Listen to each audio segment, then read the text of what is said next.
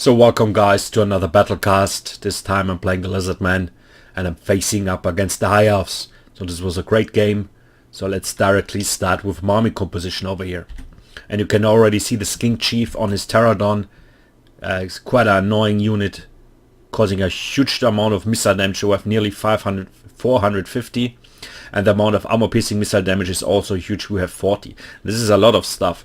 And as I said, quite annoying unit because he also is able to fire whilst moving and causing poison attacks, so will slow down enemy units. And this is a very strong unit, especially of course on this Pterodon.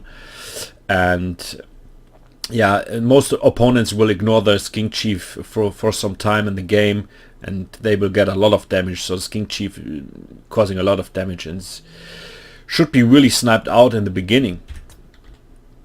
And then let's come to my front line. We have Star Wars warriors with shields, and as I said in my previous battle casts, the Star Wars warriors with shields causing a quite good amount of armor piercing damage. So we have 18. It's not shown up over here, though they are not marked as a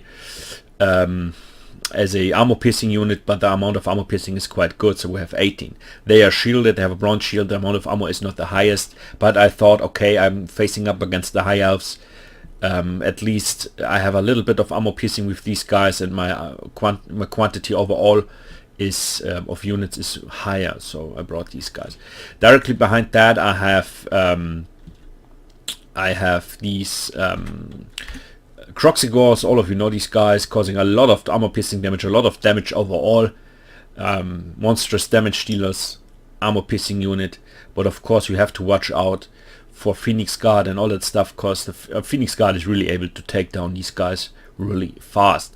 But I brought these Croxigors to support my front line, because as I said, I have a little bit armor piercing damage in the front line, but it's not enough. So I brought these guys in addition.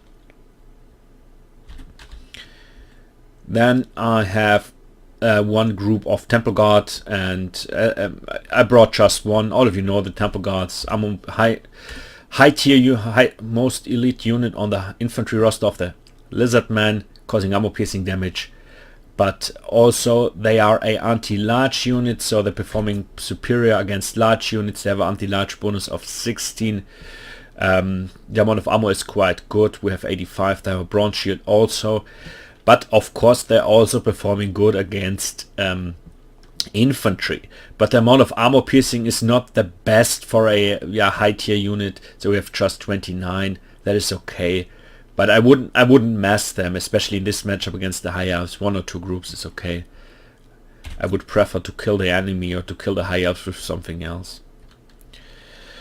Then we have this Skink Priest, but this is not an Asian Stegodon, it's a normal Stegodon. And I brought these Skink Priest just with one spell, Flock of Doom. And Flock of Doom is quite efficient, quite cheap, and of course also on this normal Stegodon, he's quite a mighty foe. Then I have a Saurus Altblood, and a Saurus Altblood is in my opinion a quite good pick, because Crockgar is a little bit more expensive, but the stats are overall not so much better. Of course Crockgar has his legendary Carnosaur, but also over here you can deploy this Saurus Altblood with this Carnosaur for 2000 credits, and this is very cheap. So it's not, in my opinion, not always necessary to bring Crockgar, because the performance is quite similar, I would say. So the extra charge for Crockgar is not always worth the price. So let's come to, last but not least, to my Chameleon Skinks. And the Chameleon Skinks are, all of you know, the Lizardmen struggle a little bit with missile infantry, or they don't have too much missile infantry, not so much variation. The missile infantry is overall not the best. I know the Chameleon Skinks are not bad. They are quite good and a good option for harass damage and missile infantry and stuff like that, but they are also quite expensive. So one group, you can deploy one group for 600 credits, and this is not really cheap. This is a lot of stuff. I brought 2 groups, and 2 groups are for 1200 credits is quite a lot of stuff. But anyway, we will see. So let's come to my opponent playing the High Elves. And you can already see he has a group of Dragon Princes, Etilma Chariots, Phoenix Guard over here. I would always bring 2 at least, so 1 is in my opinion not enough. Swordsmasters of Howard, I would leave them out, would rather pick an additional group of Phoenix Guard. And then we have a lot of Lorthan Sea Guard, also in my opinion good pick, especially against the Lizardmen with all their large dinosaurs. And we have an Eagle Claw Bolt Thrower.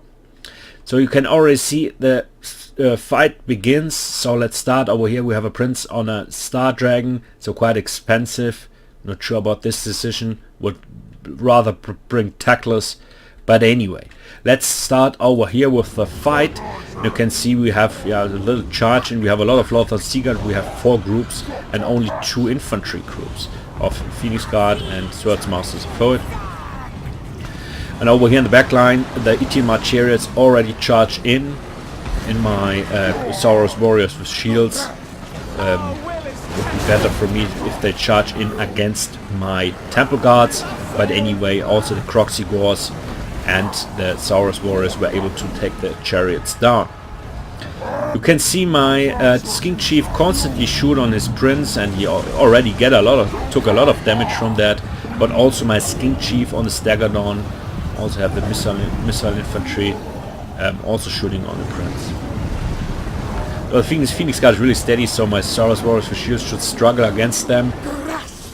But here the Swordsmasters Poet, this is very good situation, because the Croxigors are really designed to fight against the Swordsmasters, against such a high tier unit, and they are really designed to crush a group of Swordsmasters forward. And you can already see they already took a lot of damage from that, nearly dead over here. So this is quite good situation for me. Now Flock of Doom going down over here, you can see. Especially very good from Phoenix Guard, taking a lot of damage from that. In my back line you can see my Chameleon Skinks try to take out the Eagle Claw Bolt Thrower and a group of Lorthan Sea Guard, but it wasn't that easy. So I noticed, of course, or I know that the missile damage, the armor piercing missile damage is quite low, so we have just 3. So the struggle against very heavily armored units, and also especially against cavalry groups like the Eagle Claw Bolt Thrower. So it will take some time, but you can already see they also take a lot of damage over here, so we will see. So you can see my Croxigors chasing his Lorthan Sea Guard, but I'm not sure why he walks away, because 3 groups of Lorthan Sea Guard should be able to kill 1 group of Croxigors. But also here, Temple Guards are here. And now he landed with his Star Dragon, with his Prince, because I noticed that. Directly gave the attack command to my Saurus Allblood. And for some of you who watched my Fight Clubs, all of you know a Carnosaur is able to take down a Star Dragon, and even the Saurus Allblood is able to take down the Prince of the Star Dragon over here. No problem.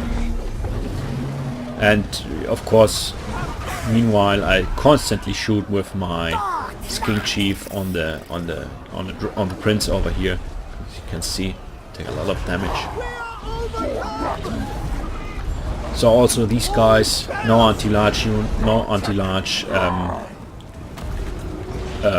no AP damage. So the Dragon Prince are really quite useless against these ancient Staggerdawn. I wouldn't say useless, but they lose, of course. Their Staggerdawn is able to kill them.